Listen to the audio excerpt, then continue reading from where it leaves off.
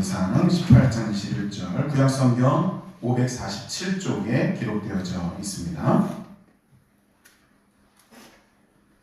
자, 우리 함께 한 목소리로 봉독하겠습니다. 엘리야가 모든 백성에게 가까이 나아가 이르되 너희가 어느 때까지 둘 사이에서 머뭇머뭇하려느냐. 여호와가 만일 하나님이면 그를 따르고 바알이 만일 하나님이면 그를 따르니라 하니 백성이 말 한마디도 대답하지 아니하는지라. 아멘. 할렐루야. 네. 옆에 분하고 인사해 보시겠어요? 주의 사랑으로 사랑합니다. 하나님 함께 하십니다. 네. 여러분 사랑합니다. 네. 우리나라 사람들은요, 사랑합니다라는 표현이 굉장히 진심이잖아요. 그죠? 지금 우리 권사님들이 사랑합니다 그럴 때 그냥 사랑합니다 안 하고 조그만 미니 하트라도 그리면서 사랑합니다 하는데 한번 옆에 분 한번 해보시겠어요? 사랑합니다. 네. 이것도요, 많이 안 해보신 분들은 어색해요. 오늘 이 시간 하나님의 사랑이 넘치는 시간 되기를 소망하고요, 우리 안에 성도 대 성도의 깊은 사랑과 은혜가 있는 시간이 될 수 있기를 간절히 소망합니다. 우리가요, 누군가에게 도전을 할 때는 그래도 이길 수 있는 확률이 어느 정도 있을 때 도전을 해야 되겠죠. 승률이 거의 0%에 가까운데 도전한다, 이건 무모하다고밖에 말할 수가 없을 것입니다. 자, 오늘 본문이 들어있는 이 열왕기상 18장, 우리가 잘 알고 있는 엘리야와 850명의 바알과 아세라 섬기는 그 선지자들의 갈멜산에서의 이 격전이 그려지고 있죠. 850대 1. 여러분, 이거 누가 생각해도 엘리야에게 불리한 조건 아닙니까? 근데 놀라운 건 이 불리한 조건의 이 대결을 엘리야가 도전했다는 거예요. 엘리야가 어딘가에 숨어 있는데 이 850명이 굳이 엘리야를 찾아내서 강제로 이 도전에 임하게 한 게 아니라 엘리야가 하나님의 뜻에 의해서 아합 왕을 직접 찾아가서 이 바알을 섬기는 자들에게 도전장을 냈다라고 하는 겁니다. 자, 그러면 분명히 누가 보더라도 무모한 것 같은 이 도전을 엘리야는 왜 하게 됐을까? 자, 그 이유는요, 이 엘리야에게는 굉장히 중요한 영적인 명분이 두 가지가 서려 있었어요. 첫 번째는 뭐냐면 하나님의 실추된 영광을 다시 드러내기 위한. 두 번째는 바닥까지 이 당시에 떨어져 있었던 이스라엘 백성들의 그 신앙, 그 영성을 회복시키는 것. 자, 이 두 가지가 대전제였고 명분이었다라고 하는 것입니다. 그래서 엘리야는 한편으로는 바알을 섬기는 자들에게 가서 도전장을 내고, 한편으로는 이 이스라엘 백성들에게 다가가서 그들에게 강력하게 종용하는 모습을 보이고 있다라고 하는 거예요. 자, 이제 그 내용이 오늘 본문에 들어있는 이 11절의 내용인 거죠. 자, 오늘 본문의 말씀을 제가 다시 한번 봉독해 볼게요. 엘리야가 모든 백성에게 가까이 나아가 이르되 너희가 어느 때까지 둘 사이에서 머뭇머뭇하려느냐. 여호와가 만일 하나님이면 그를 따르고 바알이 만일 하나님이면 그를 따를지니라 하니 백성이 말 한마디도 대답하지 아니하는지라. 아멘. 자, 엘리야는 분명하게 말하는 거예요. 너희 머뭇머뭇거리지 마라. 양다리 걸치지 마라. 여호와면 여호와, 바알이면 바알, 명확하게 선택해야 되지 않겠느냐? 라고 말하고 있는 거죠. 근데 여러분, 여기 21절에 엘리야가 말하는 이 내용은요, A 아니면 B, B 아니면 A, A든 B든 어떤 쪽이든 선택해야 되는 거 아니냐, 이 말이 아니에요. 명확하게 이 엘리야는 너희는 여호와 하나님을 선택해야 된다라는 전제로 지금 이 21절 본문의 말씀을 하고 있는 거예요. 자, 그러면 엘리야가 이렇게 강력하게 적용했을 때 이 말을 들은 이스라엘 백성들의 태도, 그 반응은 어땠을까요? 자, 저 끝에 뭐라고 돼 있어요? 21절 마지막에 백성이 말 한마디도 대답하지 아니하는지라. 자, 이 대목만 보면요, 이 당시 이스라엘 백성들이 이게 참 우유부단해 보이고 또 굉장히 비겁해 보이기도 해요. 근데 우리가 이 당시 이스라엘 백성들을 그렇게만 볼 수 없는 이유가 뭐냐면 이 당시 이스라엘 백성들은 참 힘들고 녹록지 않은 삶을 살고 있었기 때문이다 라고 하는 겁니다.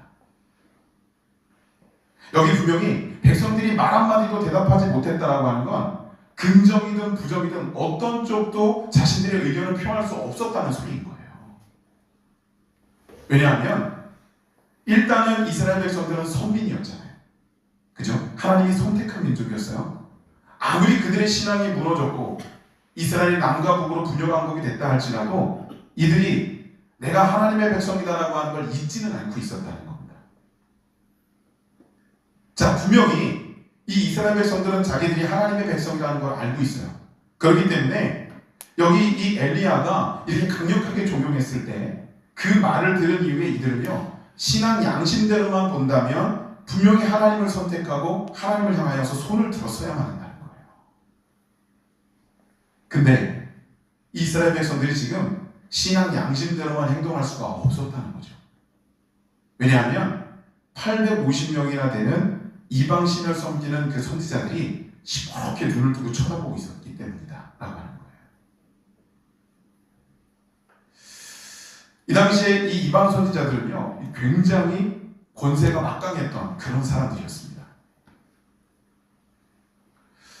당시 그 북쪽 이스라엘의 왕이 누구였냐면 너무나도 유명한 아합이라고 하는 왕이에요. 아합이 왜 유명하냐면 북이스라엘의 왕들 가운데 정말 악한 왕 중에 탑티어에 드는 왕이 바로 그 아합이라고 하는 왕인 거예요. 아합은 하나님을 배격했고 우상숭배에 빠져 있었고 백성들을 굉장히 소홀히 여기던 그런 자였다라고 하는 겁니다. 근데 이 당시에 이렇게 악한 아합보다 더 악한 사람이 한 명 있었는데 그게 누구냐면 그의 아내 왕비 이세벨이었다는 거예요. 여러분 죄송하지만 여자분들이 더 악해요. 네. 이 이세벨은요 원래 레바논의 공주였어요. 근데 이 북쪽 이스라엘의 아합과 정략 결혼을 맺으면서 정치적으로 결혼을 맺으면서 이 이세벨이 이스라엘로 들어오는데 자기 혼자 들어온 게 아니라 자기가 이방 땅에서 믿고 있던 그 우상들을 대거 이스라엘을 유입시키게 됩니다. 근데 이때 이 이세벨이 끌고 들어온 우상 중에 가장 강력한 우상이 누구냐면 바로 바알과 아세라였다라고 하는 거예요. 그래서 이세벨은 이스라엘 땅에 들어와서조차도 850명이나 되는 이 바알과 아세라 섬기는 선지자들을 먹이고 입히고 관리하는 역할을 했었다라고 하는 겁니다. 참 대단한 여자였던 거죠. 자, 이 당시에 이처럼 왕과 또 왕비의 비호를 받고 있던 세력이 바로 이 850명의 이방 선지자들이었다고 하는 거예요. 이스라엘 백성들은요 분명히 자신의 신앙 양심으로는 선택할 방향성이 분명했지만 그래도 이 바알과 아세라 섬기는 이 선지자들을 무시하고 간과할 수는 없었다라고 하는 것입니다. 여러분 우리나라의 조선시대 아시죠? 조선시대의 종교성이 뭐였냐면 숭유 억불이었습니다. 유교를 숭상하고 불교를 억누르는 그런 정책을 썼었죠. 왜 그랬느냐면 조선의 전신이 되는 나라가 고려였어요. 근데 고려는 팔만대장경이라는 그 경전을 제작할 만큼 불교의 진심인 나라였습니다. 자, 그런 고려가 멸망했어요. 그리고 조선이 국호를 세웠습니다. 분명히 나라가 바뀌었는데 영토도 그대로고 백성도 그대로예요. 이런 상황이다 보니까 이 조선은요 고려가 정신적인 지주를 여기던 그 종교성을 그대로 유지할 수가 없었다는 거예요. 굉장히 위험한 상황이었다는 거죠. 그래서 백성들의 신앙이나 종교성과는 상관없이 이 조선은 유교를 받아들이고 불교를 배척하는 정책을 폈고 백성들은 자신들의 그 정체성과 또 신앙심과는 상관없이 그들은 불교를 버려야만 했다라고 하는 거예요. 근데 여러분 그거 아세요? 조선을 세운 태조가 누구죠? 그렇죠. 여러분 이거 크게 말씀하셔도 돼요. 이성계. 그죠? 이성계예요. 근데 여러분 그거 아십니까? 분명히 조선이 유교를 숭상했는데 이성계는 독실한 불교신자였대요. 그런데도 이 정책을 펼 수밖에 없었다고 하는 거예요. 저는 이 조선시대의 이 내용을 보면서 이 당시에 이스라엘 백성도 이런 딜레마에 빠지지 않았을까라고 하는 생각을 하게 됐다는 겁니다. 자, 어찌됐건 이 오늘 본문에 등장하는 이 시대에 이 이스라엘 백성들은 자신의 신앙 양심대로 여호와 하나님만을 선택할 수 없는 그런 상황이었다. 근데 그렇기 때문에 이들에게는 암묵적인 니드가 있었어요. 내가 여호와 하나님을 선택하고 싶은데 그러려면 분명한 강력한 논리나 명분이 있어야 했고 그러려면 하나님의 기적이 필요했다라고 하는 거예요. 근데 이러한 이스라엘 백성들의 그 가려운 구석을 이 엘리야가 긁어주는 대목이 나옵니다. 자, 24절인데요. 자, 우리 스크린 보시고요. 우리 24절 함께 좀 봉독해 보겠습니다. 너희는 너희 신의 이름을 부르라. 나는 여호와의 이름을 부르리니 이에 불로 응답하는 신 그가 하나님이니라. 백성이 다 대답하되 그 말이 옳도다 하니라. 아멘. 자, 여기 24절에 있는 이 내용은 엘리야가 그 바알 선지자들에게 도전했던 구체적인 내용을 여기 담고 있어요. 자, 우리가 이제 각각 돌담을 쌓자. 제단을 만들고 그 위에 제물을 올려놓고 너희는 너희의 신의 이름을 부르고 나는 여호와 하나님의 이름을 부를 테니 그때 하늘에서 불이 임하게 하는 이가 진짜 하나님, 진짜 신이다. 엘리야가 이 말로 도전을 했어요. 근데 이 말이 딱 떨어지기가 무섭게 이스라엘 백성들이 어떤 반응을 보여요? 그 말이 옳도다! 라고 소리 지르는 거예요. 21절에 이 엘리야가 그렇게 강력하게 그 종용을 해도 말 한마디 대답하지 않던 이들이 이 대목에 가서 그 말이 옳도다. 가슴이 뻥 뚫어지는 것 같았을 거예요. 드디어 본인들이 원하는 말을 엘리야가 해준 것이죠. 그 말이 옳도다. 여러분 이스라엘 백성들은요, 그 엘리야가 이러한 일을 하고 이러한 그 모습을 보이면서 그 이스라엘 백성들이 하나님께로 나올 수 있는 길을 열어놓았다는 것에 감격하며 또 환희하며 이런 대답을 하게 되었다라고 하는 것입니다. 근데요, 여러분 21절에 보시면 분명히 이 엘리야가 너희는 하나님을 선택하라 라고 담대하게 말을 하잖아요. 이스라엘 백성들은 그 말을 듣고 하나님을 선택해야만 했어요. 근데 바로 그 다음 구절인 22절에 보시면요, 이게 도대체가 이 엘리야가 하면 안 되는 말 아닌가 싶은 말을 21절에 하고 있습니다. 22절에 하고 있습니다. 자, 우리 22절 스크린 보시고 함께 봉독하겠습니다. 엘리야가 백성에게 이르되 여호와의 선지자는 나만 홀로 남았으나 바알의 선지자는 450명이로다. 아멘.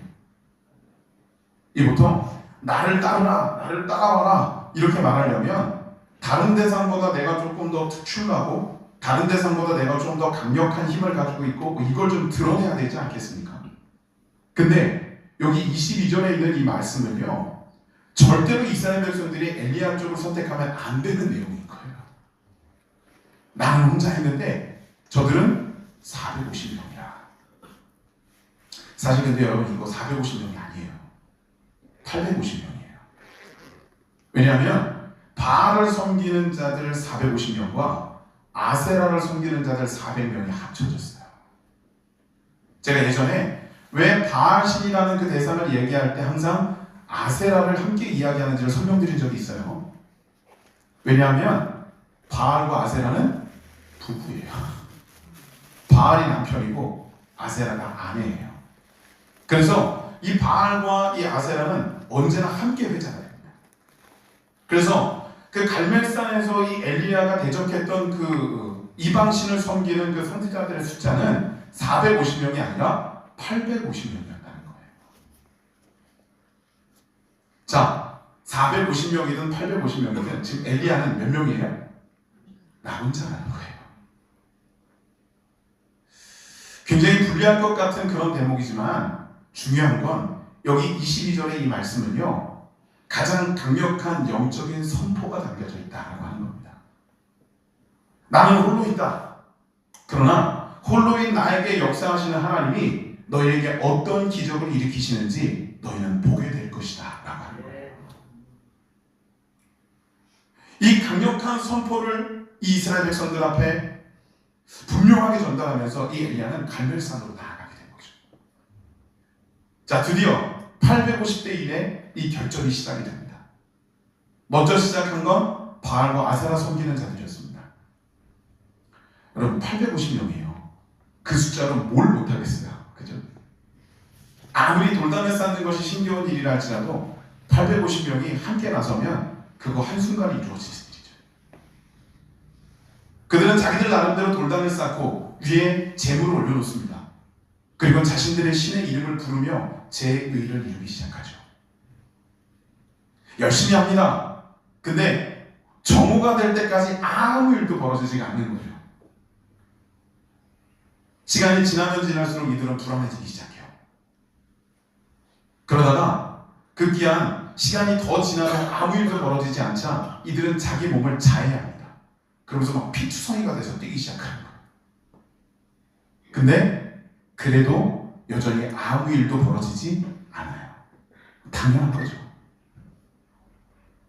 그러면 바알을 섬기는 자들이 그 일을 하고 있을 때 엘리야는 뭐 하고 있었을까요? 여기 밝힌 대로 나는 혼자이다. 그러니까 지금부터 해도 늦어. 그러면서 혼자 철학맞게 막 돌단을 쌓고 있었을까요? 나는 혼자인데 내가 혼자 어떻게 이 짐승을 잡고 재물에 각을 뜨고 이걸 제단까지 올려놓을까? 이것 가지고 고민하고 있었을까요? 그럼 원칙적으로 한다면 그 고민이 있었어야 되잖아요. 근데 엘리야는 그러질 않습니다. 아무것도 하지 않고 그냥 구경해요. 너무 심간 편하죠. 그냥 그 바알을 섬기는 자들이 뭐 하는지 이러고 구경하는 거예요. 그러다가 어떤 기점이 돼서는 그들을 비아냥거리기도 해요. 야, 니네 신은 자냐? 졸고 있냐? 왜 아무 일도 안 일어나는 거야? 시간이 지나서 이제 바알과 아세라 섬기는 자들은 하늘에서 불을 떨어뜨리지 못한 채로 엘리야에게 그 순서가 돌아갔어요. 근데 아시다시피 엘리야는 아무것도 없잖아요. 그죠? 제단을 쌓아놓지도 않았고 재물도 없어요. 근데 이때 엘리야가 놀라운 일을 합니다. 백성들을 향해서 이렇게 명령하는 거예요. 너희는 내 앞으로 나오라. 놀라운 건 그 이스라엘 백성들이 그 엘리야의 명령에 순종해서 그 앞으로 나왔다는 거예요. 그럼 나온 것도 대단한데 여기다 대놓고 엘리야는 또다시 명령하기 시작해요. 너희는 돌단을 쌓되 정교하게 쌓아라. 하나님의 방식대로. 그리고 그 위에다가 하나님께 올려드릴 제물을 올리고 그 제단 주위에 고랑을 파고 물이 가득 담기도록 물을 그 고랑에 채워라. 자, 몇 가지의 이 미션을 이스라엘 백성들에게 전달했는데 이스라엘 백성들이 놀랍게도 단 한 사람도 거기에 토를 달거나 이의를 제기하지 않고 모두 순종했다라고 하는 거예요. 자, 분명히 21절에 아무 대답도 못하던 이스라엘 백성들이 어떻게 이렇게 태도가 돌변했을까요? 그 이유는 앞전에 바알과 아세라 섬기는 자들이 하는 것을 봤기 때문이에요. 아무 일도 일어나지 않는 그 모습을 봤기 때문에. 바알과 아세라는 진짜 신이 아니다라는 것을 분명히 깨달았기 때문에. 그러면 바알과 아세라가 진짜 신이 아니면 이제 여호와 하나님은 진짜 신인가? 이걸 가늠해 봤어야 될까요? 아니요. 이스라엘 백성들은 그럴 필요가 없었다는 겁니다. 말씀드린 대로 그들은 선민이었어요. 그래서 이미 하나님에 대한 것은 마음에 품고 있었던 이들이다라고 하는 거예요. 단지 이들은 온전히 하나님을 선택할 수 있는 환경과 조건, 내가 신앙 양심대로 하나님을 선택할 수 있는 그 장을 요구했을 뿐이다라고 하는 거예요. 여기 엘리야와 이스라엘 백성들이 단을 쌓고 재물을 마련하고 모든 것들이 완수되었을 때 드디어 엘리야가 하늘을 향하여 여호와의 이름을 부르며 기도합니다.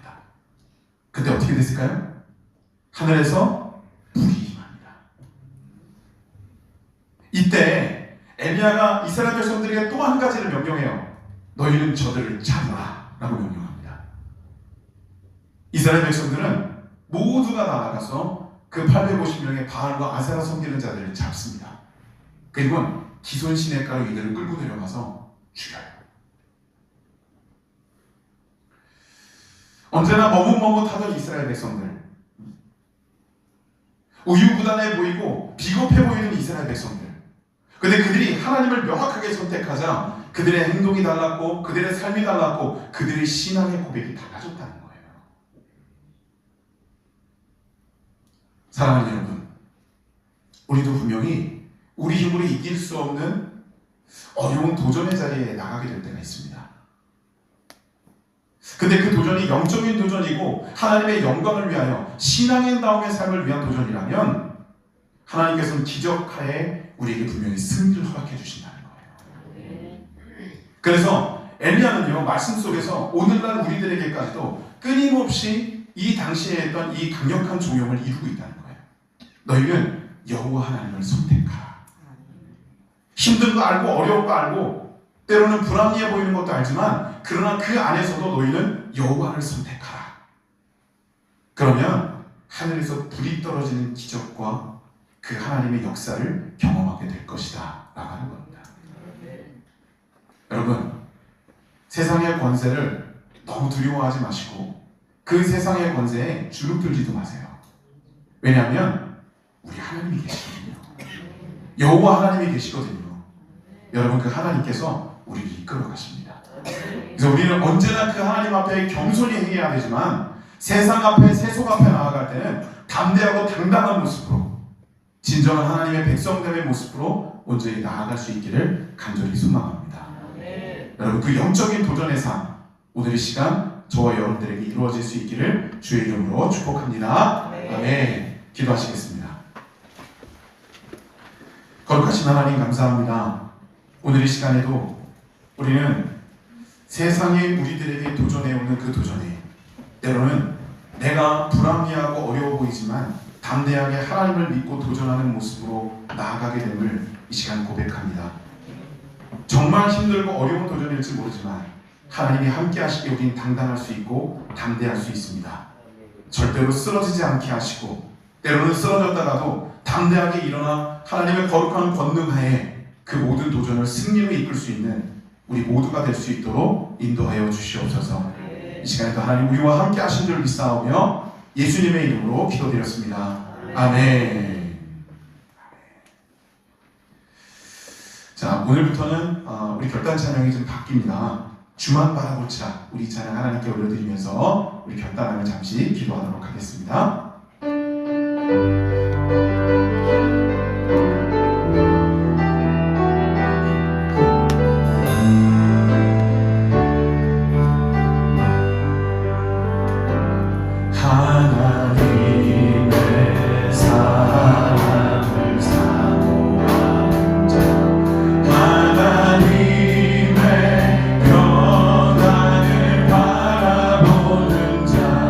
너의